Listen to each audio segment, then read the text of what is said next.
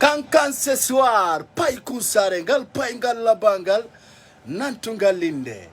Paingangal nandaide ya paile, gido ganyo bet pai, katigi, simenati onganda ika. He, awande komealu no konge video jam fake yudi konebi. Imbe siki ko samakala, mindo no si fake ko fulbe bembeyana wope go. On be maninkabe live be on be inu de lepel son de mouton. Alors c'est votre tour aujourd'hui. Kankan ce soir, hey.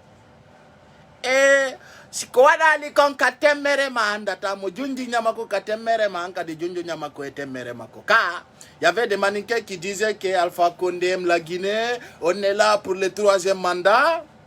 Awa kanka ngandika Alpha siko Guinée sina Guinée. Hande kiki de no andir don si paingangal nati ngal nandaide ya paile. Haraganyo be pai. On famika. Awa komengin natakonga mulanfe. Do wanafi pullo, wanafi sosojo, wanafi maninkajo, wanafi foresiejo. Le moment qu'on disait Alpha Condé l'ennemi de la Guinée, les mannequins ne comprenaient pas. Le moment qu'on disait Alpha Condé à Moulanfé, les bokeh ne comprenaient pas. J'ai toujours dit, le premier ennemi de la Guinée, c'est Alpha Condé d'abord. Les Guinéens disaient, non, non, non, c'est pas ça. Aujourd'hui, on a tiré où? À Kankan. Kankan Nabaya. Ah, foro. Kankan. Kankan. Kankan no wai. Woinike. Tana c'était Kankan. Andy, on a toujours dit des choses claires envers vous. Madame, il n'a pas eu soutien nous mêmes. Football buino do be soutien ko be ina no ko enen ko embe. Enen ko enai. Enen en yidala med. Enen ko ni eni. Ande Alpha Condé ko Kankan o wari. O wari no boke. O wari koya. O wari kindia. O wari mamu. O wari forest ka Guinée forestière be bento zere kore. Ande ko Kankan. Awa sigiri. Préparez-vous. Sigiri, je dis bien. Préparez-vous. C'est votre tour qui arrive. Alpha Condé ne va jamais vous donner tolérance. Pourquoi? Parce qu'il n'est pas guinéen. C'est pas le sang guinéen qui circule sur la corde d'Alpha Condé. Non, non, non, non, non. Alpha Condé, c'est un Burkinabé. On a toujours dit. Donc aujourd'hui, c'est Kankan.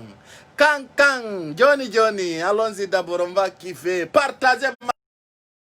On va dénoncer. Aïe! Paingangal kasare. Ngal nandaide ya paile. Paingangal kasare. Ngal nandaide ya paile. De ya blogueur de famille de connaître.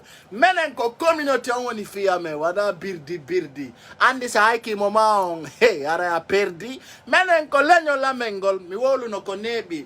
Mini ko pi kon koloma pio ya Kankan. Ko pi kon full beben pio ya forestier beben. Parce que don andi. Lagine be na ko ji jangotang. Lagine c'est une famille. Il faut Kapullo pia donc faut piété. Sabuna donc on antigo ngala ni ore mon quand vous avez dit bien la Guinée c'est une famille. Avant, c'est nous les seuls qui étaient victimes en Guinée. Aujourd'hui, les forestiers étaient victimes. Les mannequins ont commencé encore de récolter les vraies récoltes. Ah, est-ce que comme un woniton? Le type pinisori on ka kangender sare kankandembe bet pini wo. Ah, wuli kati. E so fini wa be moja no dunko e Kankan wadi hande do yetende 30 ndule urudo be beppini jama moja no ngender Kankan be sarki be nyamako de mengin na no walle jama on koloma imbe be no non c'est des bandits. Écoutez très attentivement, il y a des jeunes qui étaient kidnappés à Koloma pour être envoyés à Kankan pour être emprisonnés là-bas. Les Kankan disaient non, nous on savait pas. Ah, Alpha Condé débarqué ça remonde. Alpha Condé ala Guido. Alpha Condé fap ko ganyo mako kanko. Kala inu do wona na ko wona niko ko ganyo mako. Johnny laba na yon kono do ngande ngir kina sife. Avec notre nouveau chant là, Logata, Kaburuko de Logata. Donc on va aller avec ça parce qu'il y a des victimes à Kankan. Paingangal Kasare, partagez vos vidéos parce que Gonga dit ça qui t'était.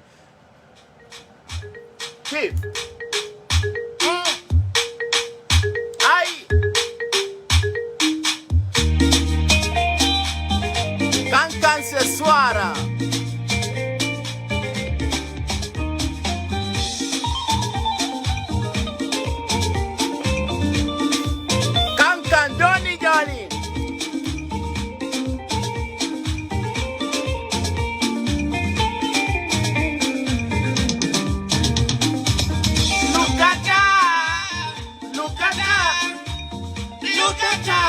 kaburu ko do gata fe kaburu ko de yakata ay kwari umata mari do afisi do numero mun bloka yonti directement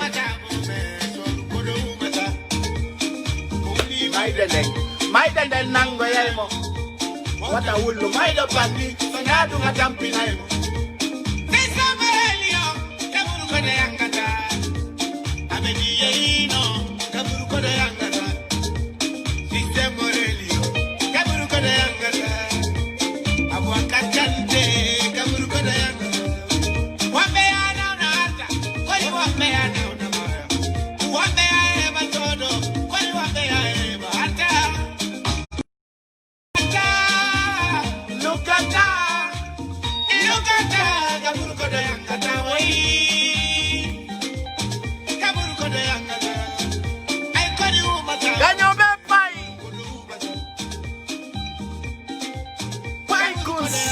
Galpai gangal kasare ganyo bepai mai denden nango yaymo sinadu ngatampi naymo mai denden nango yaymo wanda wullu mai da pandi sinadu ngatampi naymo mai denden nango yaymo wanda wullu mai da pandi sinadu ngatampi naymo Lukata, kaburu ko de yakata we. Kaburu ko de yakata, ay kwani umata ube, kaburu ko de umata. Erembe ay lo tobe, yo la renue. Kaita lady wano, yo la renue. Erembe ay lo tobe, yo la renue. Yo la renue.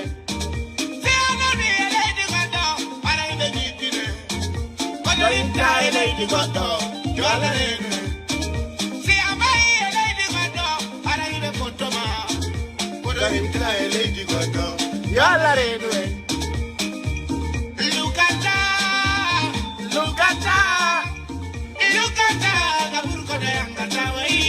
I got casta move, I do not casta. I got casta move, I do not casta.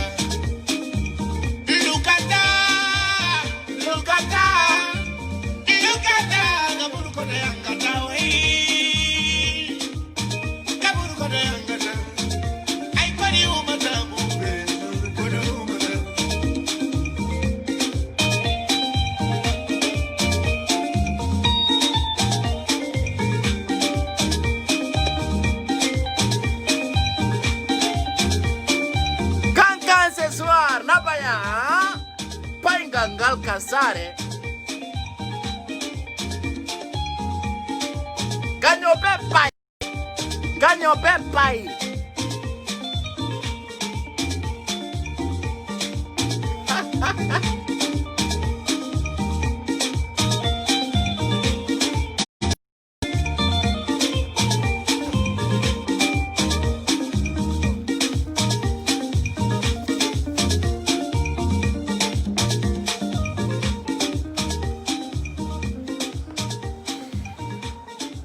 Voilà, très bien, ce soir une fois encore, bonsoir.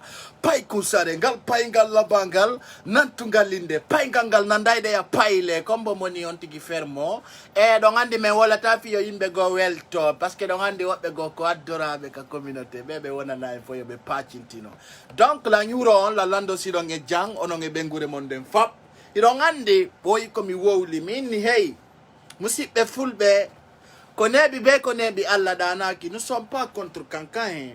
Mais les gens qui supportent Alpha Condé à Kankan, nous sommes contre vous. Parce que depuis de longues périodes, on a dit, le premier ennemi de la Guinée, c'est Alpha Condé. Aujourd'hui, il a tué Koya. Kankan n'a rien dit. Il a assassiné beaucoup de peuples. Les Maniqués sont flanqués, soi-disant, non, je dis, ce n'est pas tous les Maniqués. Certains Maniqués, je vais préciser, qui sont supportés Alpha Condé pour dire quoi? Pour dire qu'à Moulanfé, j'ai dit, toutes les personnes qui sont dites à Moulanfé, vous allez regretter. Il y a de nos jeunes frères qui étaient emprisonnés à Kankan. Mais aujourd'hui, à cause de l'électricité, on a tué un enfant qui est né à Kankan, grandi à Kankan, à cause des courants. Et la Guinée, normalement, doit être le satado de l'Afrique pour servir des cas, tous les pays limitrophes de la Guinée de l'électricité. Quand on vous dit aujourd'hui, Alpha Condé n'est pas bon, tout le monde doit se manifester. La Guinée, FAP, 4 raisons naturelles d'une FAP, nous doit imade, wona contre Alpha Condé. Alpha Condé, o ala guide o ka leydi men, o ala mo o holi ka leydi men. Ko weldu don wo ko weldu don hatta kadi o wara musiddo ma ko pay kunsare woni ko wowli. Mi alino minni ko accani pullo ko ngaccata beya sabuna enen pullo de mari dimu, hide mari teddungal, de ngandi nedi, hide munyi. Kono mi aluno nyande go minni si fetti ka fulbe ben yaay ka sosobe ben siwi ka sosobe ben yaay ka maninkabe ben yaay ka forestier ben. Bien, il y a certaines personnes qui disent que la Guinée c'est une famille. Donc, quand vous le bébé, bi konsoso bébé, bay, ande ko bit no mo kankam be wari. Nabaya, sabu kurang be wari rimo. Sabu tum be yalti ben nay kurang ala lendi, men weltaki, koma men yalta, men ngolla vraiment men wona nangu lamu Alpha Condé do. Tu vois? Be sadi no gala mulam fe. Sikudong, ko sel lu dalen wondo wadangol ko. Non, c'est pour cela les Guinéens devaient comprendre une chose. La sel lu dalen wonde wallu de kore men sabuna e wombe don foppi da gonga kala wondo ka gouvernement Alpha Condé ko fenande o jokki ko soit wujja o nyama soit wola fenande fi o nyamo. Vous voyez ce que je vous dis? Be ndari no be yobira yimbe buska réseaux sociaux do fi o be nyamo fi o be wola be fenande no wodi do blogger be busande joni non ono bebbe be kankan wombe wadugol vidéo jido si porte Alpha Condé. Aujourd'hui c'est quoi votre réaction? Comme Alpha Condé il est guinéen, il est patriote, il est digne. Aujourd'hui c'est quoi votre réaction la famille? À côté de Kankan, les mannequins qui supportent Alpha Condé aujourd'hui, c'est quoi votre réaction? Vous pensez qu'Alpha Condé est là pour vous? Vous pensez que vous êtes là pour qu'Alpha Condé vous soutienne? Alpha Condé a dit, il a toujours dit, il est l'ennemi de la Guinée. Et puis, au Warey, Alpha Condé c'est un assassin. On sait qu'on a un cancan, on waretake, on pietake, on uketake gazi nyamaku. On sait qu'on a un ton, manifestation wadata. On sait qu'on a un kala wanando Alpha Condé araino ijane. Ah, on a dit ore mongetana. Et massibo. Sabu na heutika Guinée fop imo mimi ali no konebi mini Guinée fo jogo dira fi baby ngol Alpha Condé sabonu hande hege ngen no ka lady men yimbe ben no wela hibe tampi hibe sonji fenande no lady ndin kadi ya kadi in koy tafe ngoy no jodo no nana menen lady ndin no botti la Guinée tout va bien, la Guinée ne va pas bien. Lady ndi ala ndian don no ya bien. Lady ndi ala électricité don no ya bien. Lady ndi ala bouti don no ya bien. Nyande o nyande goddo no wara don tout va bien. Ça ne va pas du tout. Donc ay non enen hiden jodi de ngabbiti fenande wonay gonga Guinée fop do to nyande go no mi wolir no minni ko sunni kon kaso Madina ko sunni kon na ko dungarata sunnugol marché on kankan hande be wari goddo fatti jango walla fattiti jango abbe sigiri kerwane wobe wada manifestation sabuna lawi alaka mabbe oto jeden no irade be wawata feddingol marchandise ji mabbe din kerwane kadi Alpha Condé décidi na bugol ton warobe ben. Donc haray dun non ko damaro woni cordonude din piiji kerwane décidi kambe kadi ay tun Alpha Condé wadanali be lawol ka tawata be yahay be fedde no duwira non kerwane kadi haldi be waday manifestation dun non ko de balde aroje do e nder saare kerwana ndem fap biddo fop aray do hara nago na selu dala ngindata yimbe be manifesto go yande kadi. Je vais vous dire quelque chose. Tout le monde va s'asseoir voir. Chacun va sortir dans son coin pour dire oui, aujourd'hui je me manifeste contre le régime d'Alpha Condé. C'est moi, Paï Kounsare, je vous rassure, rien que la vérité. Depuis quand j'ai commencé de faire mes vidéos, j'ai dit que des choses réelles. Mialu no mini kopi kompullo pia isosojo. Ko wari kompullo wara maninkajo. Alpha Condé n'est pas ami à nous. Alpha Condé wana 20 Guinéens woni circle de Kabandou Mako. C'est un homme haineux. C'est un président haineux. Et puis il est contre. Il est contre. Guinéen, il y a des gens. Wallahi, arrête au Guinéen pour manifester. Est-ce que c'est le Dalen qui a dit Kankan de se manifester? Non, non, non. C'est le Dalen, il est dans son coin. On a des bonnes 16. Les bonnes 16 RPZ arc-en-ciel à Kankan. Nabaya. Il n'y a pas de photo. Le moment que les gens sont manifestés à Kankan, il y avait des militants de l'IFDZ qui étaient kidnappés, qui étaient frappés. D'autres personnes étaient assassinées. Ande nabi beben Kankan yalti bonni 16 Alpha Condé on alla tinya ulinde. Alla tinya ulinde pidjinin. Kankan wodu no 16 IFDZ bonnado sabuna be inni honno be inni no mene me wonana de penale do ko Alpha wadi konkaleti do ko fenande be bonni 16 IFDZ on be nangi wobbe be wari hay wobbe go be Kankan ton be yimbe andi hara ko partisan be IFDZ be jetti wobbe be sokoyibe kono ande ko bibbe ben Kankan wonno be kellude don woni yaltude ande ina no woni contre Alpha Condé. C'est comme ça. Mais non, mais yaltina gonga kambe wencitana jamon. Ça fait la vraie news. A fait la handugol ko fewndi ka leydi men abono to ka payku sare partage la vidéo. Jonnana musibbe ma ben do no buri télévision. Bien, nyande gore kadi hewtay hara ko bibbe ben Kankan kadi iwata Kankan hara kona kiri be bingol Alpha Condé. Je vais vous donner un exemple qui était passé à Libye. Le moment que Gaddafi a refusé de quitter au pouvoir, c'est des gens de Benghazi qui sont levés. Un petit clan, un tosokuni imi.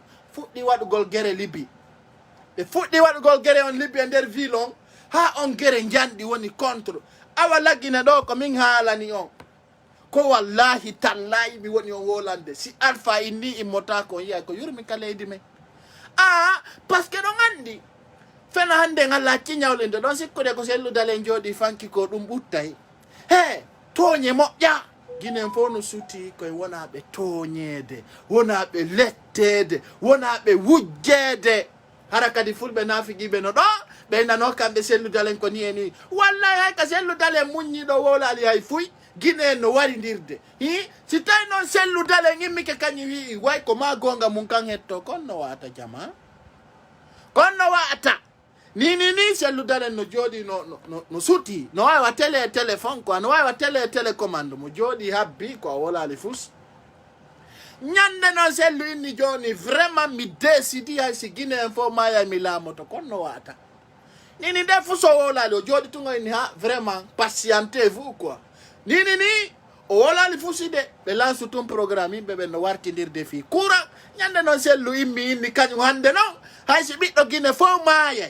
Comment on l'a monté nyande kono kaleydi me wata ale no handi ko don soutien ko on chema fokiti ko don fokita nde nyande no on yey ko yurmi kon kaleydi men ko don so yimɓe ɗen inna alhaji sellu ko tagaɗo yurmeteɗo marɗo imanu mari dimu mari teddungal andi bano adama considéri guinéen jo ko ɗum si mi yinkoy koye wonata way neɗɗo hoy quoi yinkoye watta koye yimɓe ara ko tekkitaɓe quoi ɓen no jooɗo critique sellu dalem tawi koɓe toso koye ka hoore le vrai rebelle Alpha Condé ande noon onon ɓe wonnoɓe innugol amulan fe Kankan jettunoɓe motoji kaskadi innugol way no ari soutenugol Alpha Condé on souteni warowo on par ce que min haalanayi Guinéen fop.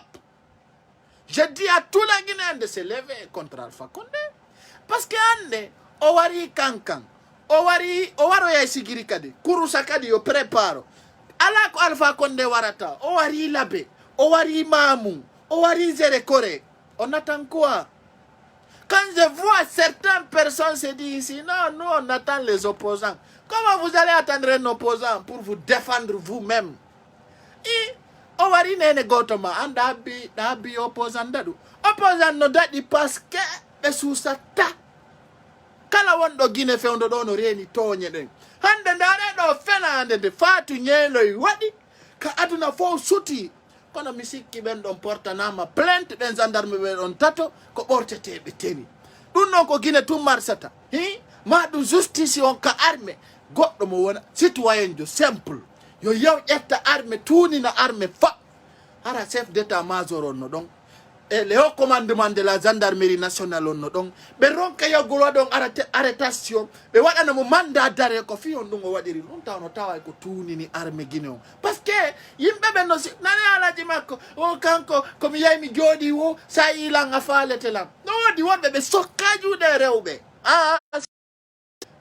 ko tardini état guinéen kon ko jiwoy laba koy ko dum be wadi ka hore mabbe ko be toso koy sina dum hande say chef d'état major no jodo kelo jiw ay bepperi madon chef d'état major na jodo gol wola fi jidira bandi c'est pas ça ko dum ari me guino alla beppini no be debbo ko teddinte respecté jokka hore ma anda ko falada ami ala na on kankan je vais dire quelque chose la weltana desira be ngali balde gido an wallu do lan yidan yidan e kala yido do ali balde mi do big up mo e la weltani équipe ngom po e mi ala na on tunkadi onon kankan de judo ngon de ya be paati na yon wullu do ngon wulla be beppina yon sabono be beppinir taon parce que wadi escoro yagal jonno be andi do kadi e haybe wari kankan haybe wari kankan ko jantal loto walo dum moƴƴa to jama on jodo ha waron kankan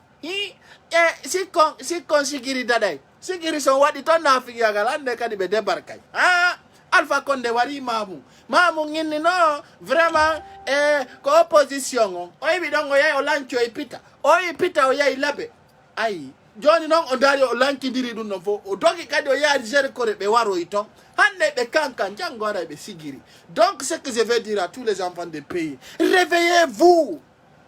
Tawunu ennemi lady demanding. Quand je vois certains individus, des personnes individus qui se lèvent ici soit disant non, nous on est là pour Alpha Condé, pour défendre Alpha Condé. Vous défendez quoi? En défendant, vous n'avez même pas d'électricité. En défendant, vous n'avez même pas l'eau potable. En défendant, vous n'êtes même pas en bonne santé. En défendant aussi, vous n'avez même pas à manger. C'est grave.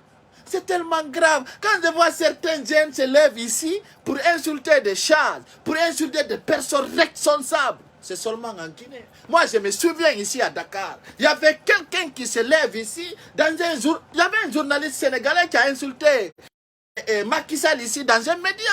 On a porté plainte contre la personne. On l'a emprisonné. On l'a emprisonné ici. Parce que c'est des choses défamantes, ça. Il y a des pour Syrien. Il y a des gens qui disent non,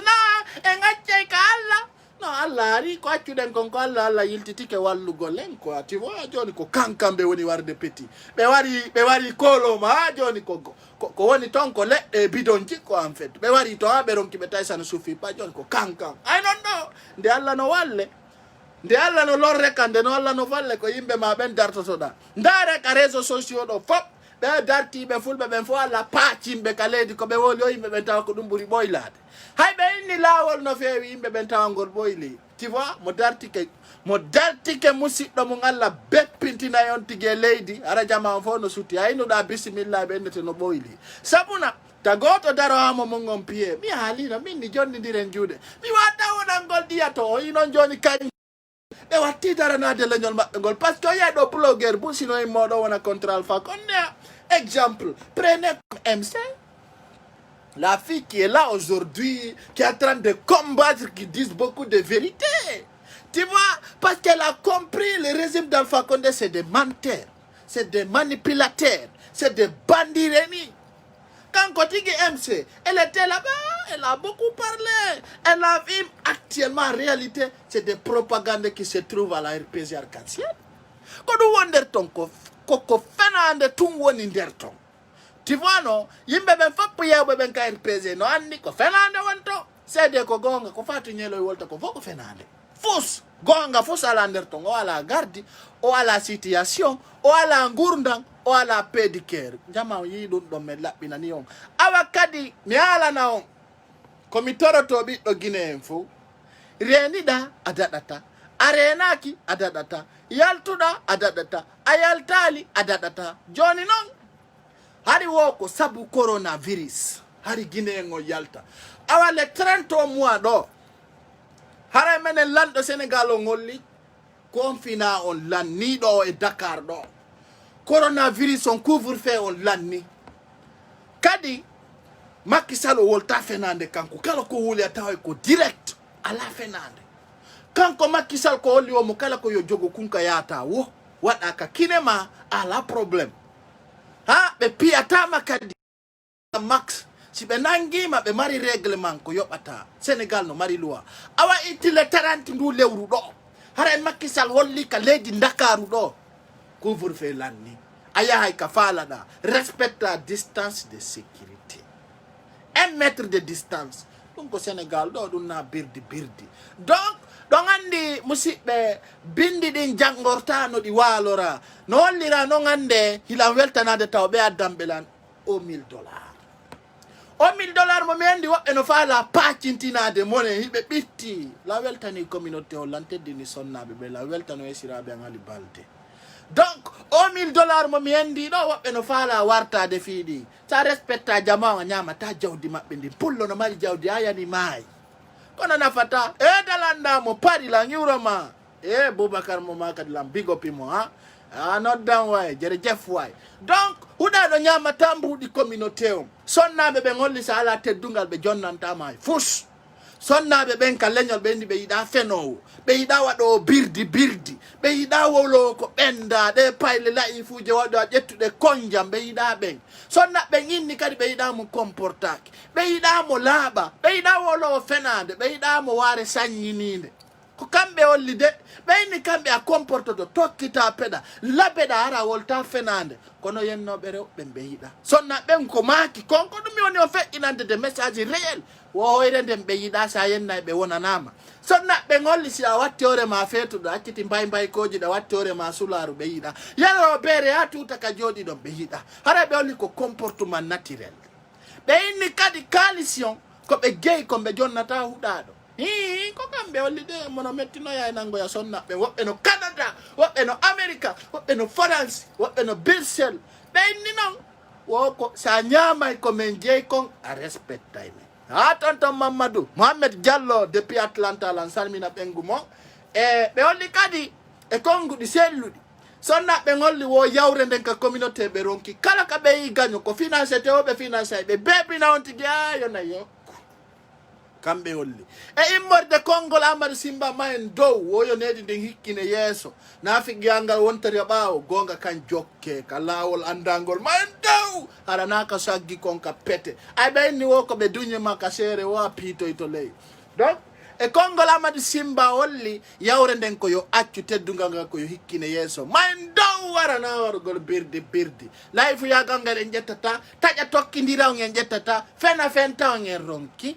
hande kadi waya sirgol mbudi imbe be marsata mo woli fenande me ngara me wencita na jama nandi kari feni pay ko sare na ko no woniri tanti ali balde kan si be accata hara ko no ngollira jama foko rena gongol no mo ya kono bonnu gongol mo ya hara jama ko mi andintinta jama ko en goto sanani pay ko sare ko onon na kulle den de sabuna min mi arudo Amadou Simba ole Kongol mum be ndimi nyanda weli munyanade sabuna saynya wadata tagado tawana ala le ala do mo ya menen non men enka communauté amen mo ni wanadu no mono dummino tino fala fadde walla warto ado payngal nyama ko wedi watto chonti labudi araka no woni free ndaru do wara no welti ganyo bek par no foti amaya aika donc are ko no woniri donc kan o yi Alpha Condé na gido monka donc jama no weltana haray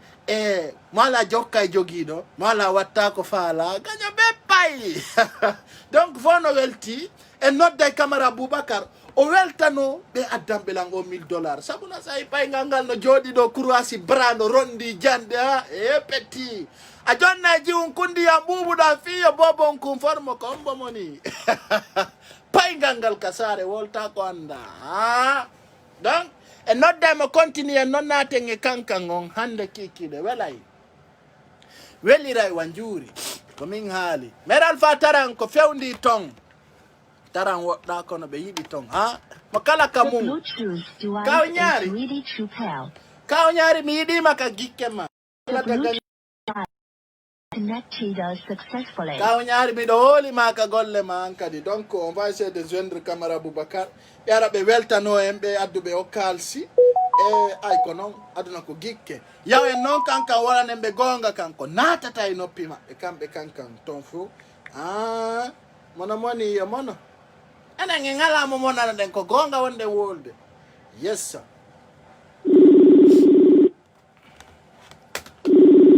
Non dano taisi no jodi on dani ka o fini. Assalamu alaikum. Alaikum salam taala barakatu. Hare Kongo on wiete ay mi faljira e Kongo andi hay mi wali mi dani ko Kongo mi joto fimu haray sonnaɓe yomɓe no neldi e $1000 ɗi ngewti paykour sare ɗo e humpodirali haray teddungalle mon no fewdor ɗon ton. Alhamdulillah paykour sare vraiment ɗum ɗon a yetti kelan depuis ñande ɗum ɗo waɗi ara vraiment meɗen weltaniɓe ɓe fof maɓɓe meɗen tori Allah yo Allah wurnu fayɓe ɓe waɗa barke maɓɓe ara vraiment meɗen weltani kadi sonnaɓe hikka noon mi anda noon ko ɗum Europe surtout Bruxelles kam on ɗo mi anda de hikkade ko ɗum ɓe nani vraiment ɓe weltanama ɗum puy wona seeɗa vraiment ɓe weltaniɓe ko ɗuuɗi hakkude e Allah ɓe waɗi ɗo no a andi neɗɗo yo wattundo e o aduna vraiment haray kamɓe kadi haɗi ɗo on tigi woola inde maɓɓe naafi on tigi anda inde maɓɓe ɓe fof maɓɓe par ce que a yeetike lan kono vraiment on tigi no weltaniɓe wata yewde ɗo inde maɓɓe sako ɓe yenne ɗo par ce que andi okkoran surran ñawlan surran kala ko waɗantami tawi a waɗnelan tawa surratalan hay sa waɗana ayi ara vraiment kadi paykour sare yiɗa weltana par ce que communauté o no wonanma moƴƴa wule kono faami voilà communauté on no wonanma rewɓen ko nodde a yeggiti o noddunoɗo lanɗa inni yeeto paykour sare kala ko muusimo yo yeeto lan nanen ɗon tato wonno e yewtude awa on min si o wooli no henaninmi hikka noon ko rewɓen Belgique kadi ɓeɗo noon miɗo weltaniɓe moƴƴa no e rewɓe no ka rewɓe woni rewɓen fof rewɓe ko yawre woɓɓe nen ara vraiment miɗo hewi général Balde Abdoul Diountou e vraiment miɗo lamɗo sitana e maɓɓe par ce que kamɓe kadi woni ni hande me yewtali pew hay goto e maɓɓe taw on yi ko feƴƴi kon kankan andi koloma warama ha ñaari wada hande ko kankan goɗɗo warama toon fi kuura no wayi andi wano kankan min si kala yedduɗo yiltitoyo kadi ka vidéo ji ɗi mi waɗaynoɗi kankan ko kamɓe ennuno a lammane meɗen min inni a mu lamma ɓe inni a lammane min inni awa ka fewndiden ɗo paykour sare mi nani joni hiɗa wowla innuɗa iɗen faala en jooɗoto mo be hoore mum waɗna hoore mum grève you know ko noon le woniri par ce que aɗo ko jama o ronki faamude weelaaɗo mayata e nder suudu jamais weelaaɗo ko ka yaasi mayata siɗen faala en jooɗto jama o andi ɓeɗo ɓe aruɓe naadi eteni yaagal fino ɓe laamora sino hiɓe andi laamu maɓɓe ngu yari follere ko nettement you know ha joni taw noon ɓe fuɗɗaki taw noon kankan fi hon ɗum ɗo ko bisimillahi on ni ɗum ɗo fuɗɗaka taw ay ko goto taw wara mi sikka ka fulɓe ɓe warama ɓuuri temedere ka sosoɓe warama ɓuuri nogayo ka fore seɓɓe warama ɓuuri capanɗe awa habbo awa kamɓe kadi kam ɗowti nangue yonday liloɓe tentinora noon ɗe nangue yonday sumu tentinora noon ɗe ala leeɓi ɗe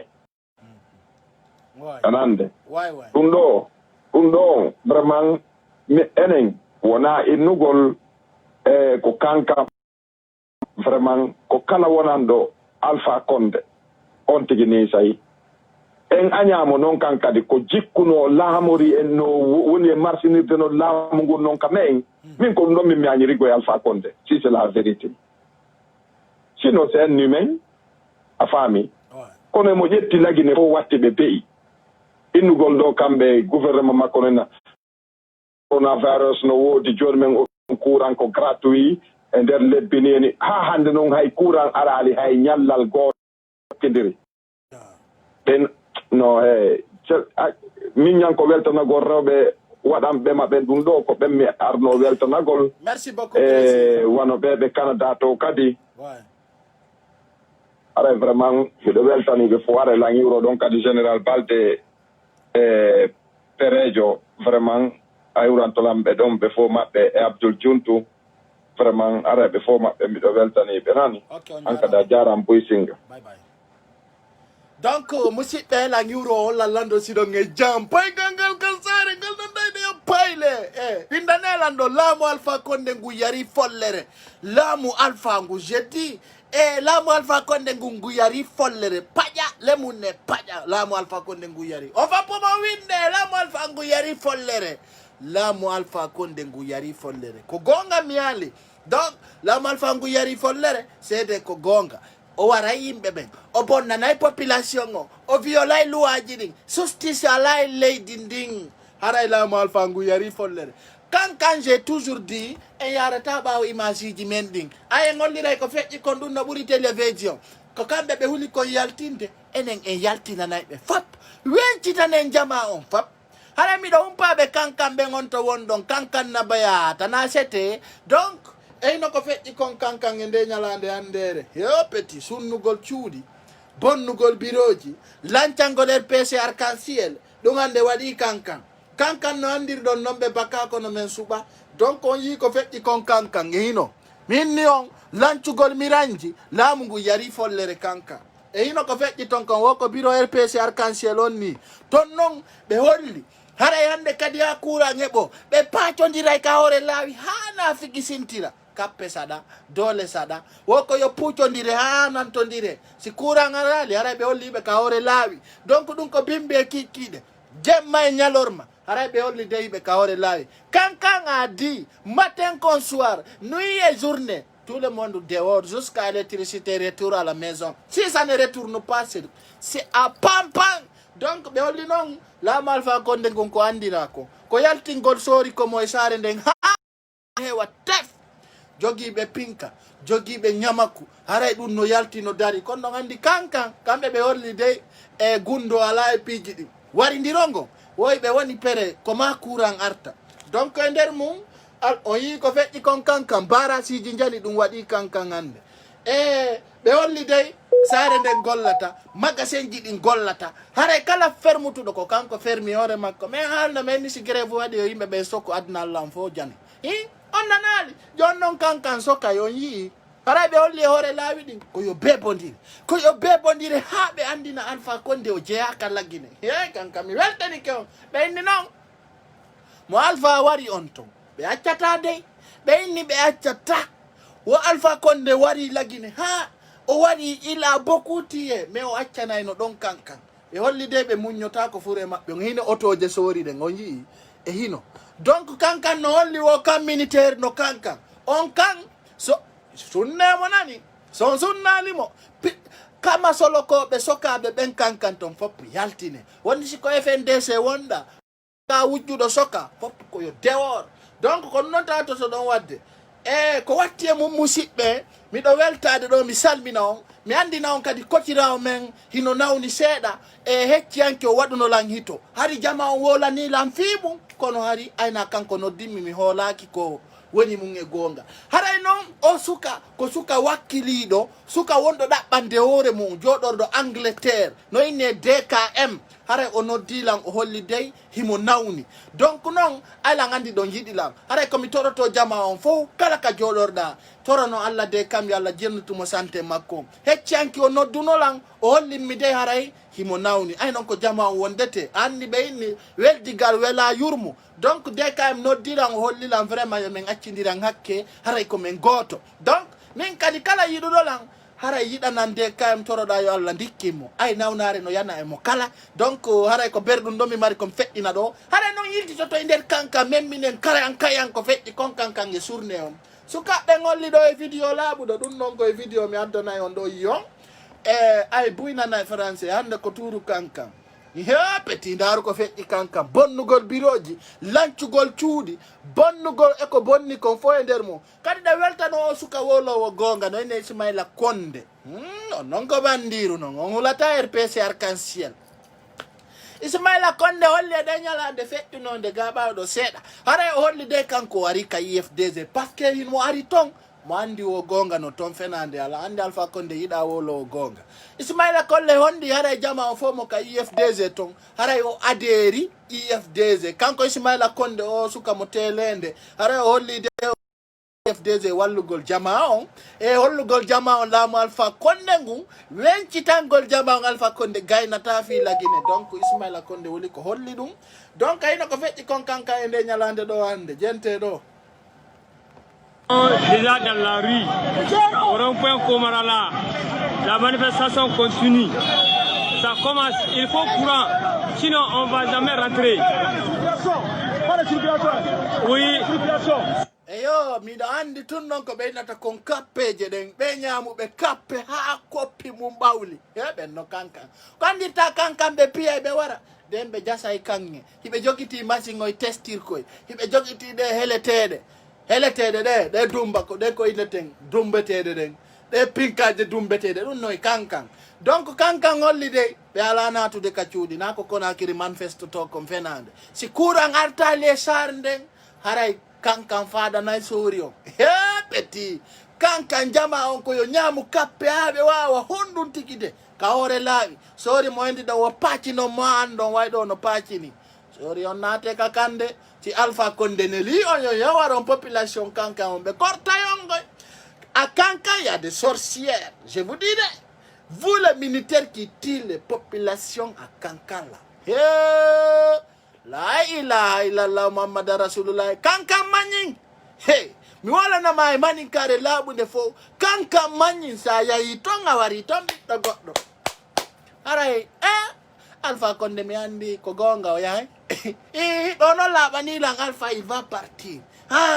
Parce que j'ai dit certains blogueurs d'Alpha Konde dire que aujourd'hui les militants de IFDG sont contents. Non, les militants ne sont pas contents d'assassiner les gens. Nous on est contre les criminels. Ande awakanka nyame kapenang yal tompachi non Alpha. Oika, are ko don video ngolli don dare wo kambe benata tasi na kurang. Petit ye. Maninkajo non si inni dali wadata wallahi si be wara be yata na ko ene wadata do ya yiltito konde petit aw ko do non welatammi ko do non labani mi hakkunde Alpha yaay net Alpha fi yahali ne yomi fuddito awa ko do non yoton ko yin ko yenno woy en be bebina be parce que non on va mélanger les boutons d'ordinateur. C'est moi qui vous dis, tous les boutons d'ordinateur là, on va tout mélanger et taper l'ordinateur pour mélanger tout le monde là-bas. Afa foro siwata. Donc, regardez bien. Déjà dans la rue, au rond-point Komarala, la manifestation continue. Ça commence, il faut courant. Bedo jabano manifestation fi FNDC a Kankan on jabano ka be jabali wadugol manifestation fi FDC ko sezi mungom bonna kon ka kono do kurang ala andi alla dana be muslim be julbe alla sonna be fo banti juude be ni alla wallu pullo alla ari non e lagine membe pinay lagine do so fay pargoy wulay kat petit na ko fenete kon café de bukko do girdi beppina be nge kala wonando Alpha Konde be bebina mo mi anda sino labani o ko min pay kon sare wala no wonando Alpha Konde be bebina mo lagine donc et puis c'est le moment que tout le monde va se manifester mare ara gine kala ya no manifesti hay si da jodi ni bari ara da manifesti. Tu sais ce que je vous dis, cela c'est réel. Ara Guinée fora no manifesti, sina jodi ara da manifesti, donc ara anda kono da manifesti. Parce que ko ino ko manifestor tako. leydi andi marsali ala marsude ino wut ara bernde mande no wuli ay manifestike konon ko seeɗa donc mi holli jama on nde mi raɗoto Alpha Condé ka pouvoir kankan holli kamɓe courant ala haysi ɓe mayay ɓe kalawi ini a tawa kankan no fella jemma ndare ɗo de ino déjà dans la rue au rond-point Komarala la manifestation continue. Ça commence, il faut courant, sinon on ne va jamais rentrer. Oui, il faut courant en Côte-Guinée, sinon on ne va jamais rentrer. Voyez-vous, les gens sont déjà dans la rue. Voilà. Voyez-vous, non? Merci. Voilà. Avec le seul slogan. Voilà. Et quoi un barrage? Et quoi un barrage? Et quoi un barrage? Voilà. Awado peti do labana jama on poy ay kunte ledde dare nani kankang lawla abola nani abo mi walla o ara o moni attends je vais très bien ay be yimbe on wada don tun tettu moni kun kumbulo kabe be ida gonga voilà on yi ko woni kon feccu de kankanka min ka pere sa ida gonga dum ka juma dare sonna be ben ka ore lawi wota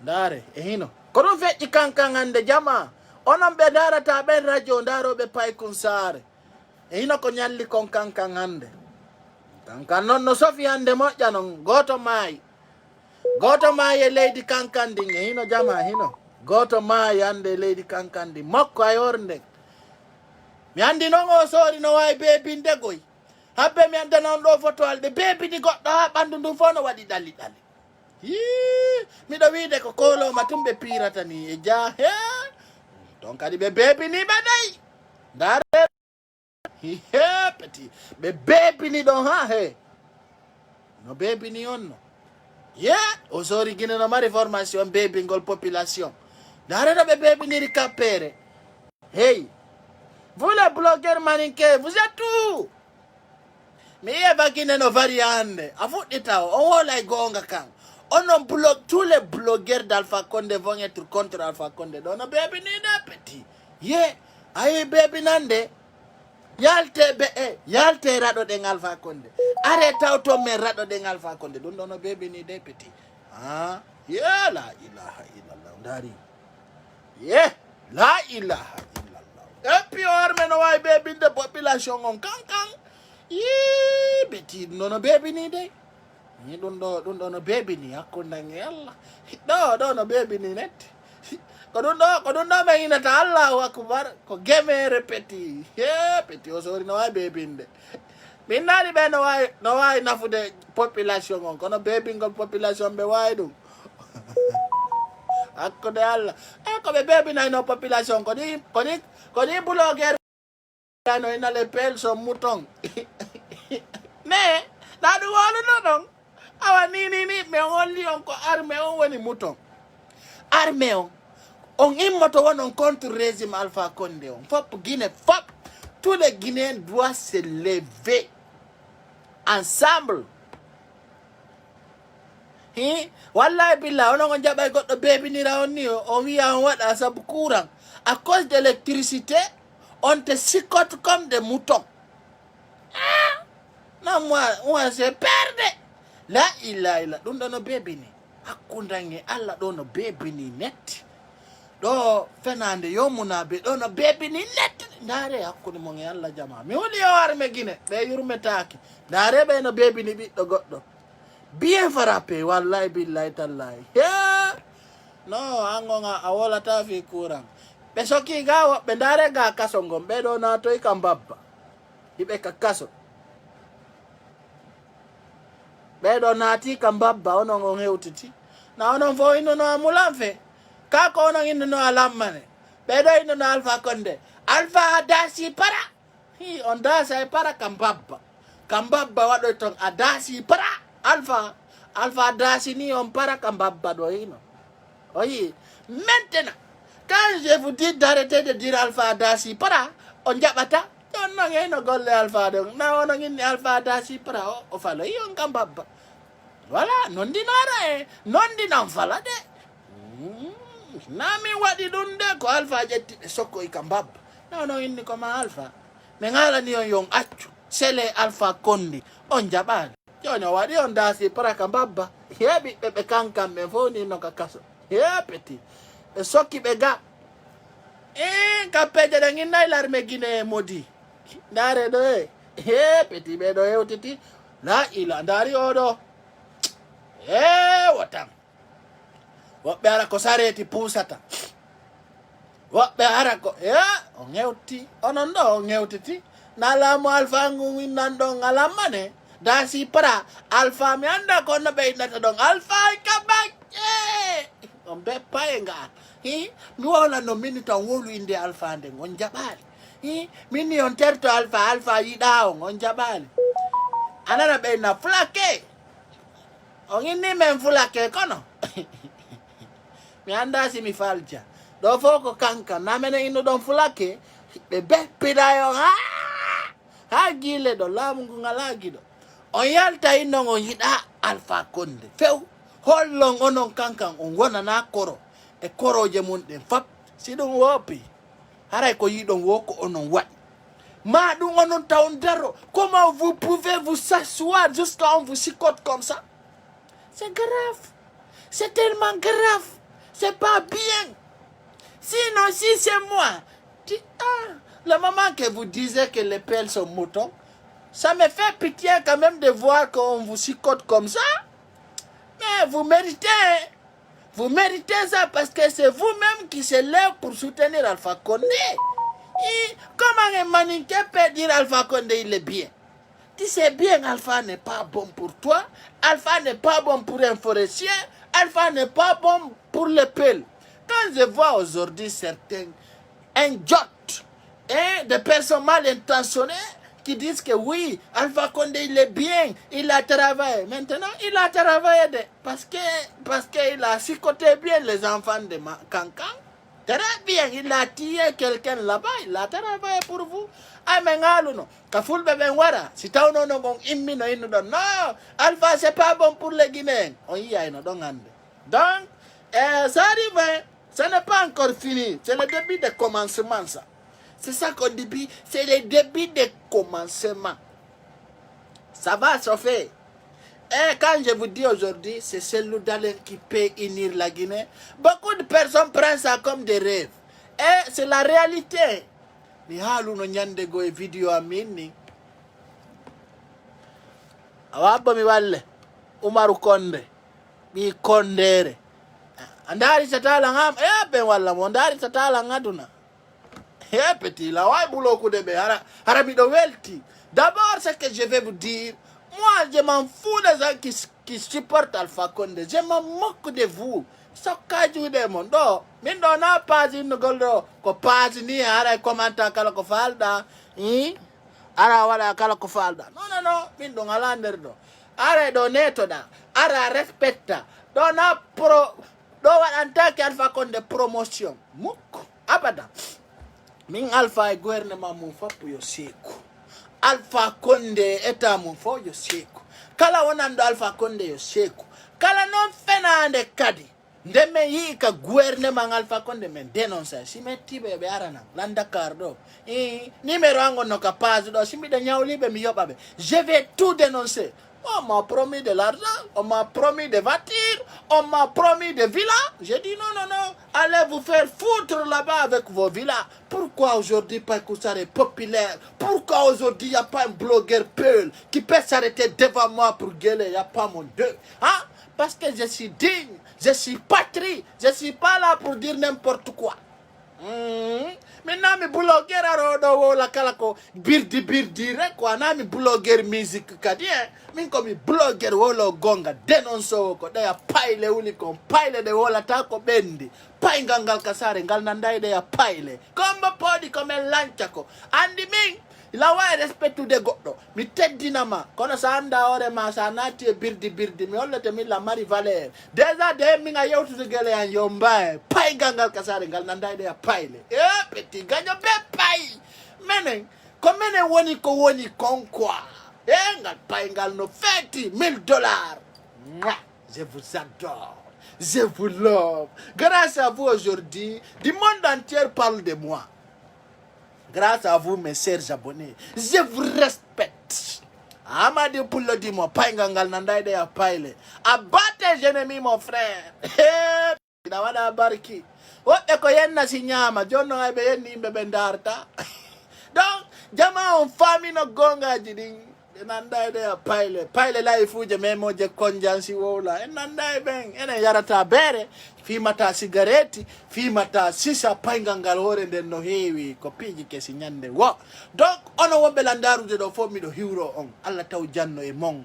Allah dande ngido ganyo. Allah ta ganyo few jangen. Allah to ganyo hikko yeso. Mitori ki Allah lutto e sago nene baba. Mido salmi na jije Damas. Gido ang. Yeah? No, paingangal nandaide ya paile. Donc, yeji tata, ande la mari tele fonji. Midama, jona tablet kaino, wodi goy. Beti barki noveli. Mala barki harta yeso. Allah kore barki nene ma, amina ya rabbi. Sinene ma ina ya do peti. Billah wallahi tallahi. Sonna pengen respect taibe. Bido, kala gorko ya wido debbo, ya Allah loro. Mamina kala gorko hayfindo fi debbo ta Allah wallumo inde sonna be ngo respecte sa respectata debbo e wondata meden jasini be jasino be rewbe billahi wallahi tallahi kala jasindo debbo yalla jasimmo ka ina hudugol be paske be ala barki sonna jona ko yennete ko teddinte sa jasini debbo yalla jasini pita maka lady donc kala yawitido debbo yalla yawitomo ka donc non mi do andi goy kala faala do wirtude debbo Allah wirtaymo hakkudange Allah kala dartido sonna ben beti sanabi ko laabi ara na pay kusare ndarda debbo ko teddinte si wala tama selu wada don mulku ase don ara ngabadi de mo habidi e berewbe France mo habidi e berewbe Amerique sa habidi e berewbe Bruxelles anabi jangala na Afrique yuruda ko Madinatul Munawwara peti sonna ben ko yo teddine hala non la satta fere en kadide hala wobbe kadi no ton ara no sattiri wa biniri rewbe go no ton ajeja yaron ka ben kadi ko ya selu awa jonna mo ndiyam bubu dango yara paingangal kasare ngal nandaide ya paile sa teddinali debbo Allah jasinte hakkundangi Allah hari ngal paingal ko mi fuddi andi na ko mi tawino min na golle an non yennugol oyreji rewɓe min hari na on système mi mari nandi nedi mi nea ono fulɓe ɓe ginni ɗo yo Allah abomi walla o ɓe fo wara no waɗi divorce ni min ɗo mari ɗo no yenna mi wallete ayya siɗa moni a yaha direct billahi wallahi tallahi ka pasan ɗo moni ɗo darata en a yenna tumbuloke et puis a nodda pay kun sare ina kimi de blokata ndara mi anda ko ankadi mi naba no autorise mi de blokata menen me wona fendo mi yenna ino hari ko do mi woni hari ko mi jasi ko hundu ko yenno ko kani ko ndare hakkude mo walla onon be ndaro be di video ji amen ndare kam yenna ino hari sombere den no kani fu Saila wola la sonka wara uma ya ngo piji kidino ndare hundu ko yenno ko hakuna la ko nyindi ko hundu ko yenno no hundu ko gosotako ndare nde moko bano jodo yenna ko ara mo jasi ara mo fandi eso mako ina ndari ko pay ko ngono fetino ko boy be ndirta e fetu ko yenno nene yimbe degrado goddo mo jokka jumum no naɓi hoore mum ko hewtaali no famina ko kanŋe ara ko beppe no famina no gayni ara gaynaali sikkugol waawi ara waawaali ɗum fof no yurbi hakkude mon Allah onon ɓe ndaaroɓe ɗi vidéo ji ndaare hunduko yennowo no kaaniri ara ɗum no saltiɗi no si hunduko no yennude ara ko kaani seede ko goonga si hunduko no yennude a yeyi goɗɗo leyna si mi yennotono ko mi ɓonkay ko yalta jiijam ko yenno tum mi jante ɗum ka hande goɗɗo reyna ɓonkay hunduko jangowo hande konɗo yiɗo goɗɗo ni bebina janguɗo ka Facebook no meɗiide ɗum kono si Allah jaɓi si mi yo yenno mi bonna e mo hunduko par ce que hunduko ma kon no kaani ko ñiddi quoi koko wolata kon fota donc anda gonɗo yi ɗon komin tumpay kunsare waɗi ko ɓoyli ɗo tay jama on kay no yiɗi no mi waɗirta noon ay mi acciti ko ɓoyli komi jokki ko fewi ko yimɓe ɓe ɓurtino yiɗugol andi barki no weli hakkudange Allah jama fi Allah ƴette tun tammon on ƴetton vidéo ji an ɗi mi yennata ɗin edi mi yennayno to ɗi yakkiɗɗi to ɗi vidéo ji huɗaɗi ɗi ala barki Allah huɗi ɗin vidéo ji Allah formatu ɗi ɗin ɗi moƴƴa vidéo ji ɓoyliɗi ɗi ala gandal vidéo ji ɗi ala coordination quoi vidéo ji ɗi andanda hoore ma ko vidéo ji hakkille ente quoi ɗin min paakiɗi to min deliti ɗum min joɗɗini to minni kadi arti o min halkay fi majji ka Facebook ɗo minni jamma o yaafa ɗum fam minni jamma yo ɓe yaafo ɗin piiji bonɗi ko yimɓe ɓe jangga men jokkodirno yimɓe ɓe ala koye yimɓe majjuɓe layfuɓe yaroɓe beere yimɓe mereɓe kadi ko andi mo yari beere e sa controlaki ara woni mere quoi donc min tawi ɗum fof ko piiji bonɗi min paacitini ɗum ka leydi min inni e fetere ko Allah meƴƴi konge ma ara addal ɗum e annan minni e fetere ko Allah meƴƴi konge mo ara on addal ɗum e an en bonnay contre makko min walay ɗum gappa inno tun a daway andi ko ɓeynata ko inno tun a daway ka ngesa anda sare moyay inno tun bimbi si wetti mi daway ka ngesa kon andi sire moya e sire moyta donc mi tawi ɗin piiji ko piiji kiɗɗi ɗon ko piiji feetere ko piiji layifuuji mini nene a yiɗa ɗum nan mi tawa ɗum ka famille a yennugol yimɓe na Europe mi ñande ko Afrique min nami feetuɗo mi tawa feetere ka leñol lanko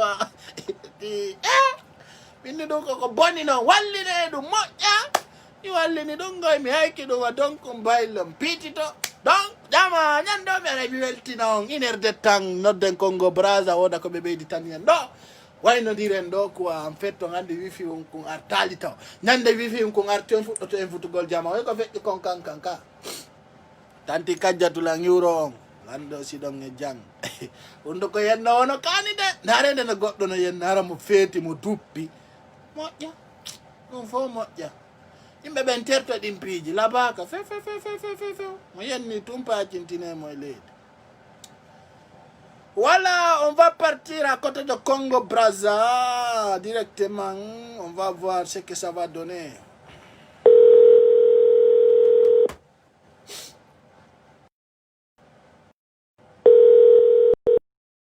Petit. Et Congo Brazza, l'homme fort de tous les temps, l'homme riche, l'homme de Koyin, Paipunkun Koyin. Andai de Apaile. ɓiɗɗo gorko joom barki ene ko ɗum fewni Dakar ɗo mi sikku hiɗa e jam baba on tigi no andi $1000 no sofinde no soodi zinade ha filgo on heewi no ɓuɓɓini nder ga jip ñama ko faala wola ko faala miñan mi welta mi salminima mi weltanike jama o ɓay sa weltanaki jama o a yettata kala mo salminali jama o a yettata Allah haara eɗen weltani jama o muradu moƴƴuru eɗen weltani communauté men on par ce que ɗo yaya waccoya communauté goɗɗo waccuta ko maako way ala ko diwiñiri yani enen ɗo fof ɓe maƴoɓe tun noddala o numéro am ɓe ko layi fu ɓe ni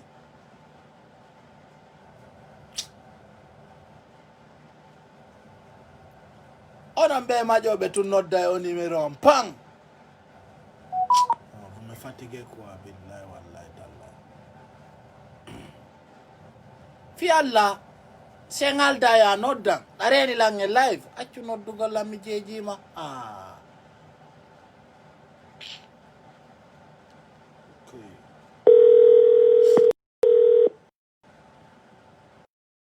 way boko basare men dasi ko internet on har darike quoi har goɗɗo no dira andi jama no rondi ɗo makko ok minni haray hiɗa weltana mourade moƴƴuru eɗen salmini jama o ta sen weltanaki jama o yettata Allah aray tigi tigi on fima ko dow min par ce que ko wonɗa ɗon hande ya wonani jama on darogal ira wonani jama on ɓiraɗam ko Allah hulan ɗon kafi en mi fillito par ce que har darike minni mi mi landan ɗum kala no ko ɗum waɗete min nene mo woneno bujo mo Saudi an kan no gasata a landano a wonayno wono américain jo ma français ma allemand ma anglais bon ko Allah hono non wadi en pullo ara ko tabe dum non teddinen leñol mengol teddinen hoore needi ko nita o fa ƴetti joni exemple miñan hayso a Conakry a yiyay woɓɓe no ina ɗo joni ɓe yaade fula o alandoɗaɓe ko ɗum ɓe yahande fula ɓenna ɓe seenade alluje ma ɓe seenade inde bobo ɗum ɗon fof ko en taw c'est-à-dire ɗum ɗon fof en taw koye needi ɗum jokkere en nan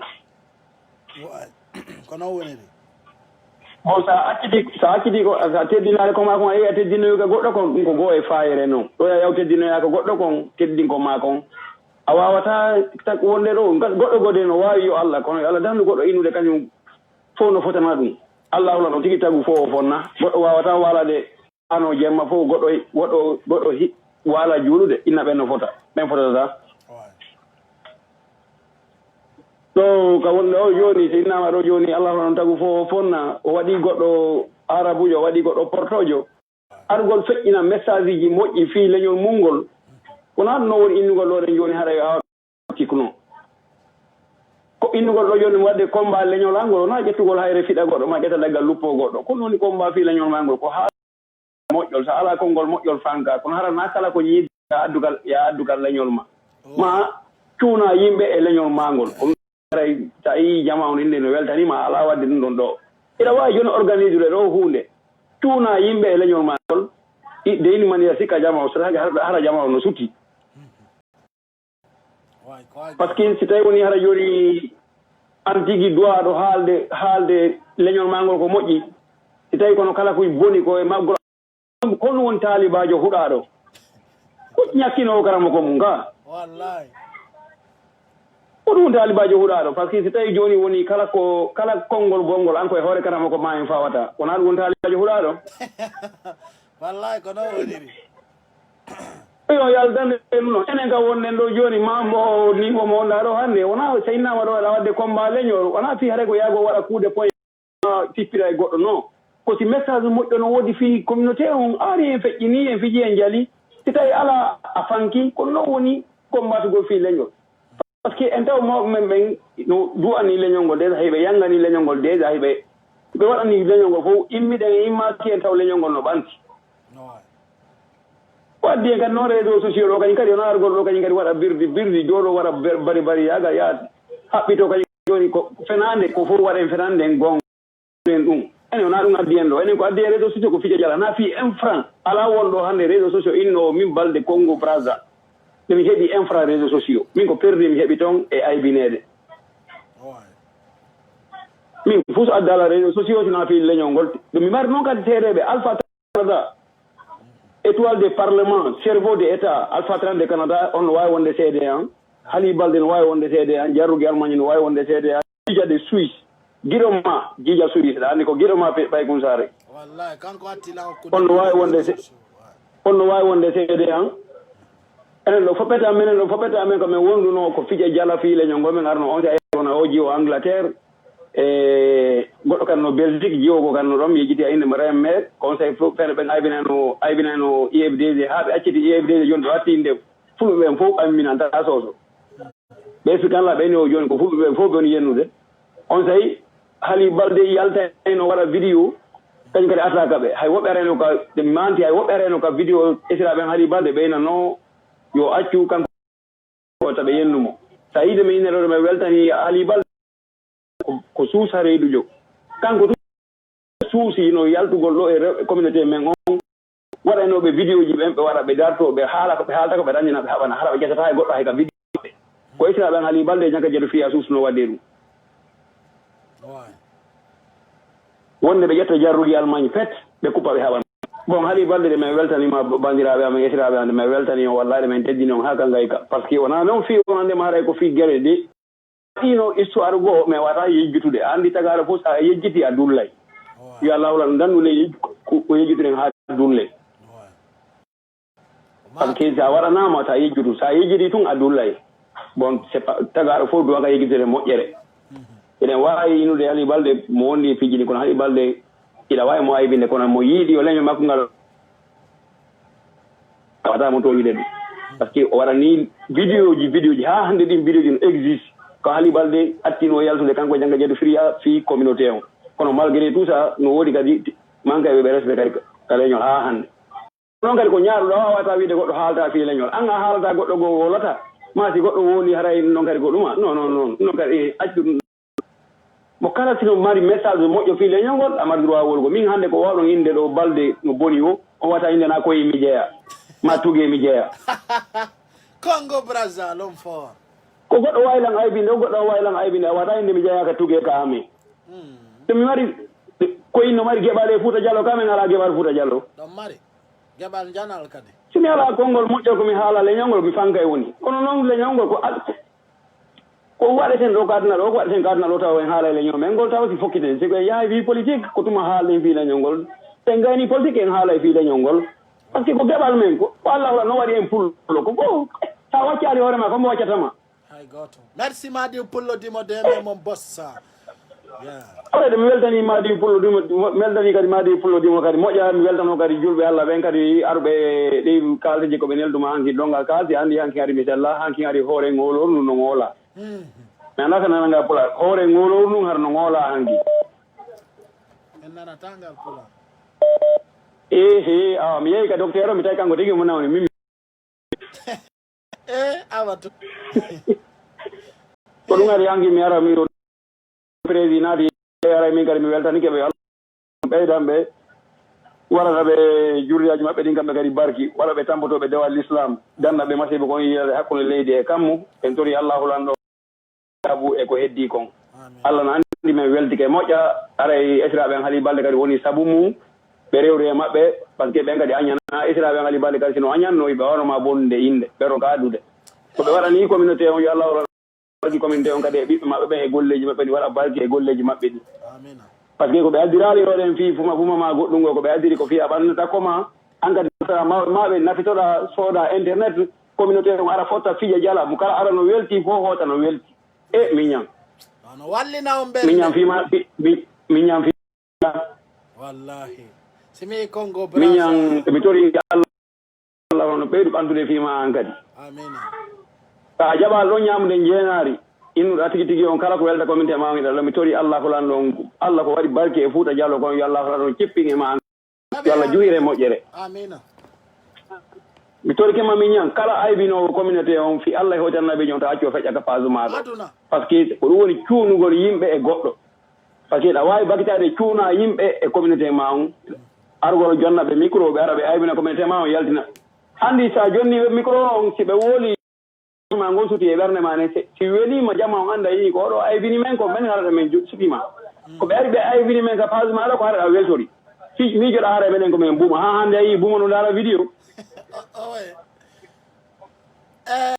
o dangu ɓirata kono hibbay bon haray kono noon mari komi haalane kala mo tawɗa oɗo no huɓɓinay to jooɗo o manque communauté on o haalaji ko fa tertomo yo waɗ ka page makko ɗum noon wota haajuma ko watta ka page makko toon kono ka page maɗo ma hayloɗa ka hoore lawol kala mo annduɗa hi oɗo no aybina pullo fi Allah woɗɗo o tigi toro Allah hoɗo no Allah waɗa hijaaba hakkude ma o tigi jokka haajuma o jokka haaju makko kanko mo respect wata jonnumo haala kamaɗo inchallah promis aray kono ɗo mi tonima e Allah hono waɗu barke e ma waɗa barke e golleji ma ɗin kala arɗo kadi heeɓi fe fi ko jaman ara fotta fiɗe jalla yo Allah waɗu barke e makko ɓanta fi makko kala kadi partage uɗo yo Allah hulano kadi yoɓmo yoddi aljanna kan kadi ko moƴƴi kala kadi arɗo waɗi boɗen weltanimo aray mi ɗum ɗon kadi mi ara kadi ka DKM mi nani ni DKM kadi sella aray tigi tigi on iɗen tori Allah yettifira e nawna arde jontemo cellal makko ngal andi komo yanguɗoɗa yurma e makko ko andudoma andita e ma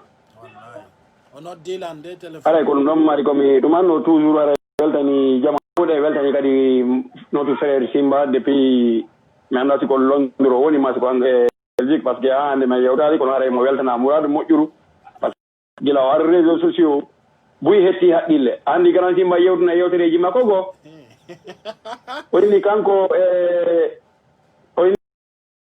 aray mo jeeji jama fof e woni nene goto mo kala ko yiɗani oya kon yiɗana hoore ma ko yiɗana ɗum oya jama on hutiti Simba inni tigi tigi on ye yaaji haqqille men ɗe yehen wona palingi yata dow ko haqqille ɗe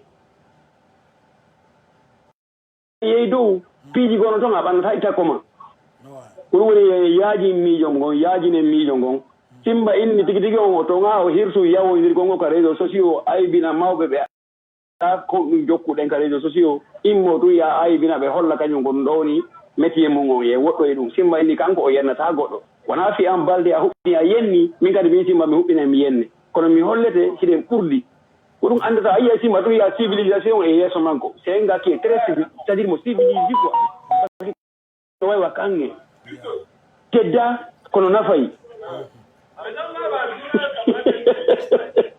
comme lima ko ni wallahi andi kange tambotone ɗo yawɗane kono sa naɓinde a peesoyi ɓe haalnima somo mayre on andiga a jalay taw ko ɗum konguli simba ɗi nafi en enen kaka simba ari ka réseaux sociaux ɗo buyi resi waɗi ɗum o immaki o yehi o manki goɗɗo respect o immaki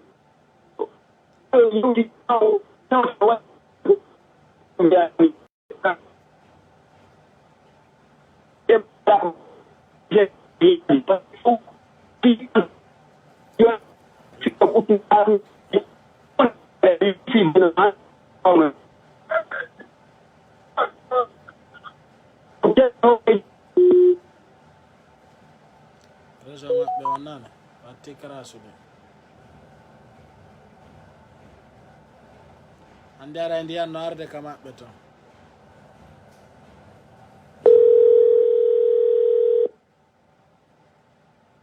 Rezo mo ari wati. Mina no kupude yande tro.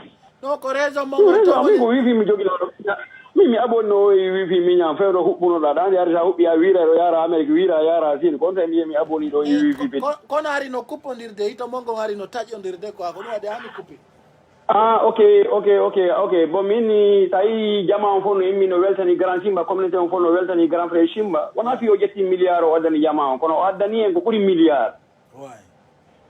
Ko maku. Parce que o ari o jonni jama on ideji tawi hari on sai haqqile men enen en yaltino kadi radar enen hiɗen fumanno to ka to iɗen doga ton o artiren hata nder radar o inni tigi on acce woton waɗu sifa ɗum ɗo ka communauté tunnina communauté on haɗum tawre mawɓe men ɓen warre ni grand simba waaji en fof nanɗen jaɓuɗen tigi on sa yi woni debbo woni gorko fof no weltani simba ko kolli makko ni woni no hondi e kange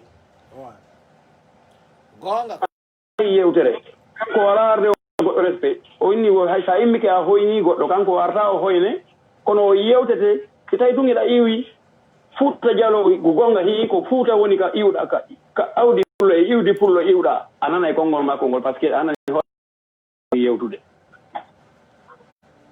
yen accu argol ɗoɗe nge tawata way enen kadi no ñande ko image tawata nanɗo ko la ilaha illallah ke woɗɗodire ɗin piiji ɗaro hannde teddungal hannde ko garan simba jogii ka communauté ɗo ko hombo wata inde hannde simba gollali ko hombo heɓi kalmuɗo ɗo ɗin piiji ɗi ɓuri simba ɗo woodi yareɓe mankamo respect ɗum woodi yareɓe ɗumanno kono inno way simba waɗali ko moƴƴi on ala o tigi addu pré simba waɗi ko moƴƴi o ari o ardi e inde laaɓunde o waɗi kadi jullere laaɓunde o tooli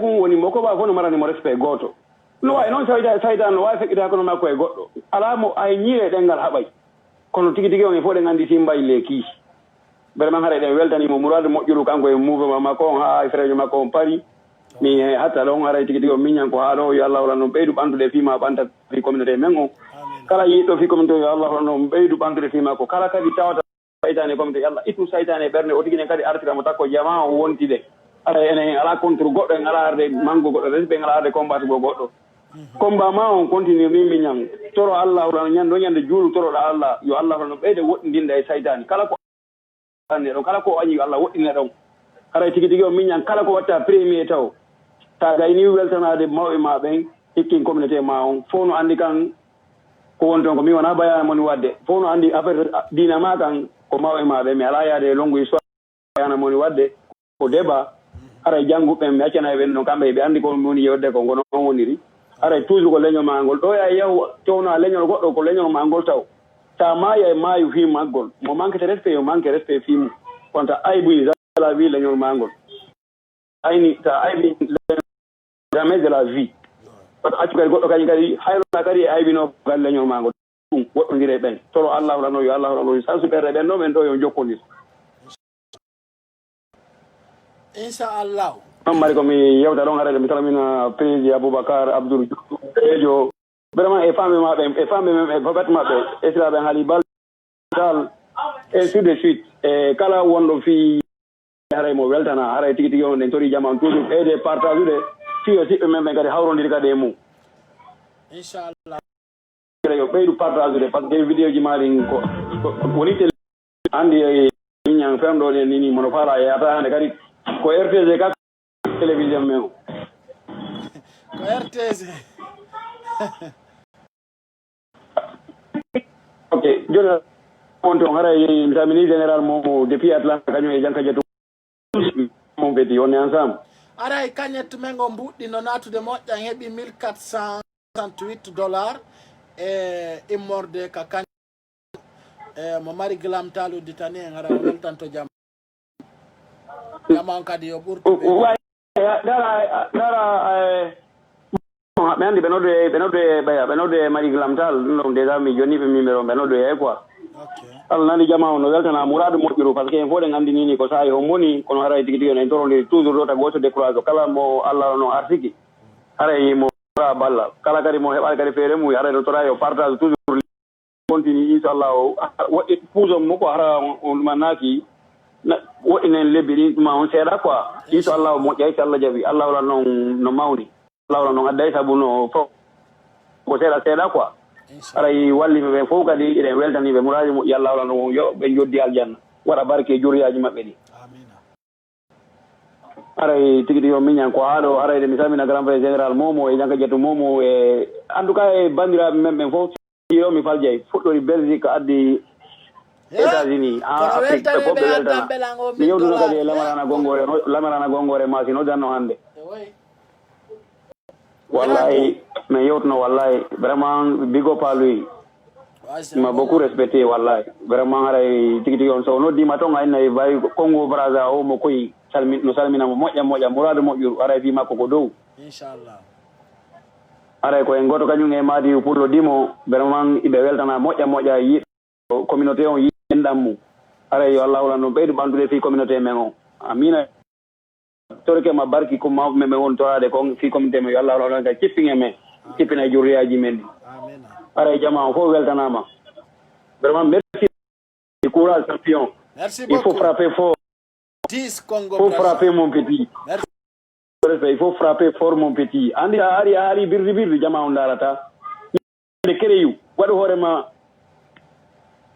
ko ivarien ɓen kon andi ivarien ɓe ñande ono kereya wona sa waɗi o vidéo ɗo hande ñande o ta dugo ala joɗa o nani ko kaari ni to kaari ko to waɗi terto ɗum petit waɗu jokku ivarien ɓe camerounais ɓen petit a yi heɓa yeeɗo ñande ko min ɗaro hande vidéo ji ma ɗi ko ta tappiɗo vidéo 40 000 vues 50 000 vues hande ko guinejo hombo wawma dartade hande wona manikajo wona sosojo wona pullo ti exemplaire sa gayni vidéo ji ma ɗi naatu direct ka ivarien ɓe ɓen étudia vidéo ji ivarien ɓe ɓen étudia vidéo camerounais ɓen andi koye a heɓo esprit yaaɗo dow quoi ɗaru vidéo ji ma ɗin ɗo 400 partage 300 partage ji ma gono ga woɓɓe tappa ɗo 10 jours ɓe heɓa wona mum 10 jours an noko partage ma goto noon ñallal gotale moyende 24 heures ko awni pay gum ferɗo ɓurɗo faldude duuɓi on ka réseaux sociaux ala waare kono no ari hande no barke on cipporde ma na ɓay iɗa jokkaniri e leñol ma ngol koyne fulɓe woni partage ude vidéo ji ɗi ka réseaux sociaux ɗo ko pullo tu yiyata no ita ɗo 10 dollars ɗo ɗen ƴetta soɗa internet kam enen tout sen partage al ɗo vidéo goɗɗo haray o maayi enen leñol ngo kala mo accituɗen ɗo ɗen o cikkoto ga leydi ɓuuɗoɗen pati mari ko enen mbañi andi ko minuma ko ƴettugol goɗɗum okka wona nema ko maral ko bañare wona fof woɓɓe no mari miɗa ɓe ɓe préfére immagol ɗo joni yaha mi anda ko ngol ɗo joni immoɗo min mimoɗo ɗo joni wayade mi yaroyaɗo wona 50 000 francs fa 40 000 kono tawa mi bañaki waɗgol ɗum ka délai kum mi ɓorno ma mi bañaki ƴettugol ɗum mi soɗa paɗa mi watta piji ɗin ko bañare ko fof bañoɗa ko enen fulɓe en woni il faut pette majji ka réseaux sociaux ɗo kala mo towɗen ɗo o toway kala mo jamma kadi sorti juuɗe mum ɗo de piquet taw way Fullo ko do. Ara big up Mamadou Petit. Ara il faut ça mi Thierno Saliou Ba aussi depuis Paris. On est ensemble. Big up. Merci beaucoup. C'est le général. Donc mi holla on firgo ngan ko ay do hande si kali so ngebe ko yaay firgo ngan ko ara no fete fo. O yika firgo ngan ko nendini. Ewi tef. Dare firgo on pay gangal bere ala nder gade. O yika min ko bira ziji ɗum wonta nder ga min bere natta ɗo quoi on ka donc mi firgo nganko ay ala nana petit sa nati ɗo a yara ya yejjitano yeteɗa ɓira ayna mi huɗa ete ɓira no sofina petit firgo nganko on ka voilà très bien petit a waɗa gurdam maɗam petit yara ɓira petit bridel yara ha jawɗa petit petit yara da huɓɓini ko ɓuuɓi kadi no sofina ayi tina feeti hakkundange Allah memay ɗo ha jiileɗa ti Allah waɗi barke ko ɓuuɓi ko ay to koka on petit memay ɗo koka ha yona birdel petit ɗum ko weli kon sutti yargol ɗum accata Allah yo petit on mbaɗo moƴƴa ɗo ɓe nata ɓullun juri ɗo ko chocolat ni petit chocolat ti a memay ɗo non mo sutti ko weli kon ko weli warata si duudali ko weli warata nde moɓɓinal tawteleru andun ɗo no Allah no waɗi barke petit petit gaño beppay petit mayin ka firgo ndaron kadi ko gaño beppay petit hakkune Allah ndaru firgon ko e def heewi tef ɓira adunaru ndun petit mayoti timbi ko timbo falete mayoti timbi ko timbo falete timbo sayoti timbi ko timbo falteɗa petit yara ko ɓuuɓi mantoɗa ñaajoɗa gaño beppa hande waɗa tun 1 heure de temps non accire ni nani parce que hande no weli gaño beppay gaño beppay waɗa o sonɗo mi hokka kala marɗo nene ka réseaux sociaux kala marɗo nene ka réseaux sociaux ɗo kam mi hokkimo 30 ara en waynodiri gaño beppay boyna umpa kun geto ngan kono ngarata ɗo boyna falarde ka geto ngan ɗo kono ɗo petit ɗo ko fi paygal ngal warata ɗo petit maynima barki wela o anda gurdam weluɗam foto mi suɓi ke ñamugol ko weli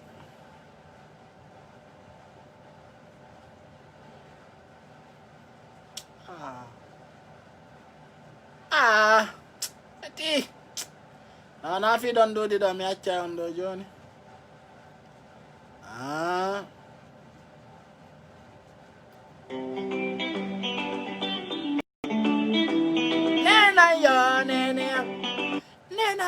nene am petit ɗaɓɓu barki nene a wura e gurdam welɗam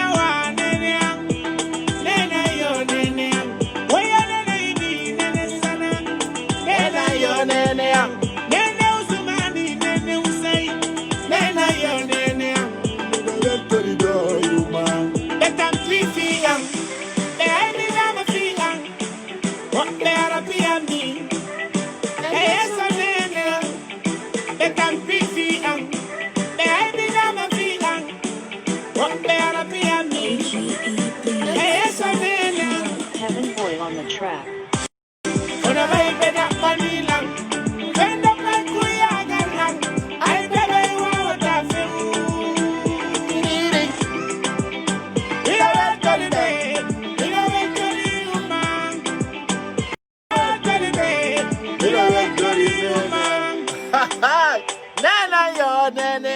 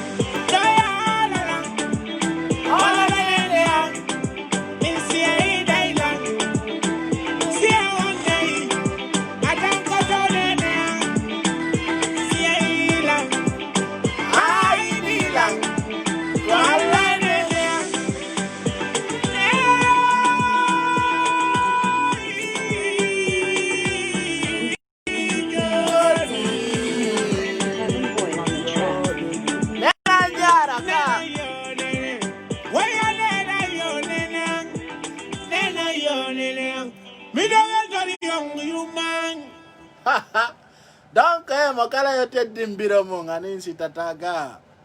Ya, wallahi. Makala iko wapi kong? Abi mfata kono wayi mo de peti. Hakuna yalla. Yon ka ngacha ya simiarti. Pia lang ka ngarta simiarti. Amin dam yehi. Awai ngwai na dire nani? Odiang. Na. Yo. Handa ko ede sa kuba fataku. Pia lang ka ngacha simiarti. Pia lang jon ka ngacha ya simiarti. Amin dam yehi. Atawelan do siya latim. Bye bye. One day.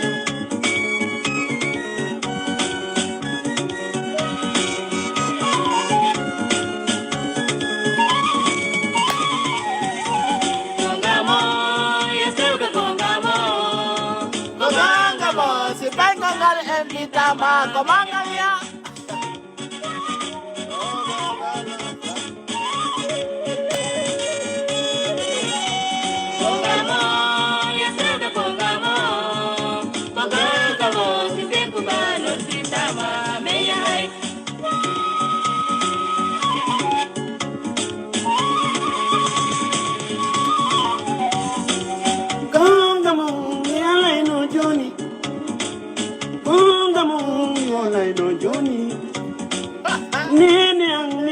Nene jara. Nene pura nimi wondo. Nene aleti jena ikaredu. Nene andu bikati dinkabao. Nene bambang sujali. Nene kobido ebi woko nene. Sawuni lando kobido ebi woko nene. Nene kobido ebi woko nene. Nene ambalu bobo. Nene kobido ebi woko nene. Sawuni lando kobido ebi woko nene. Sawuni eso kobido ebi woko nene. Nene jabatami tuna. Nene jabatami wele. Nene jara. Nene kobido ebi woko nene.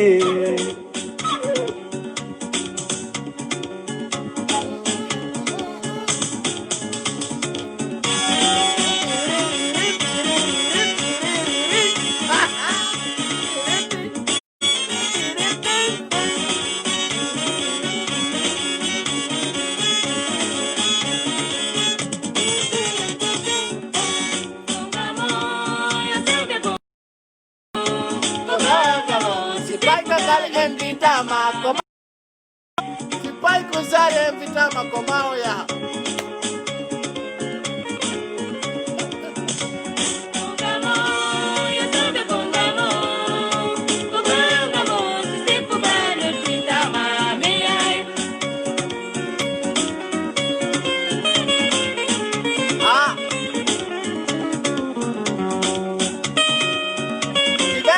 Angina Kipsa.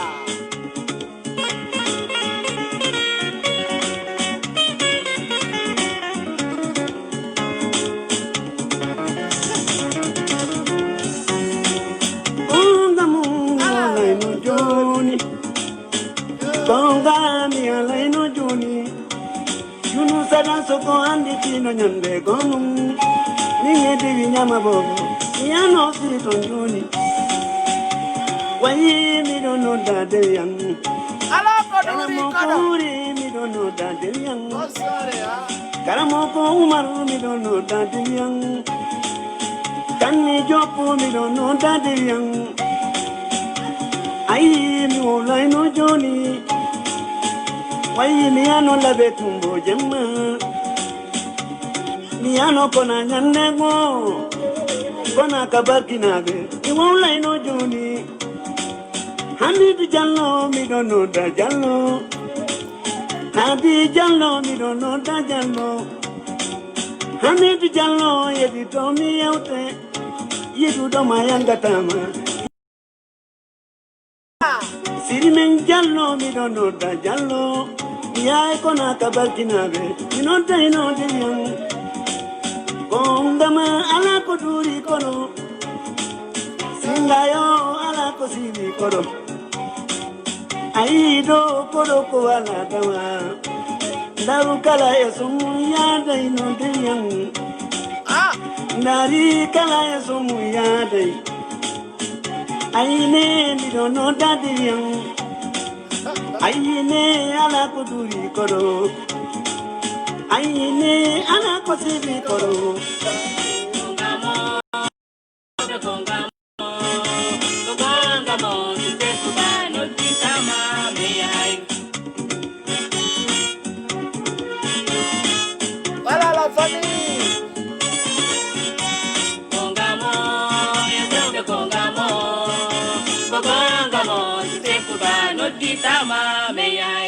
Kono waniri si paingal sare ngal noddi tama ngal yahay kono waniri haray vraiment e ngarno ado ande ay do ngandi ala ko duri kodo ala ko sibi kodo ko wala dawaka ko se ko ba fata ko li dum pe ale ram.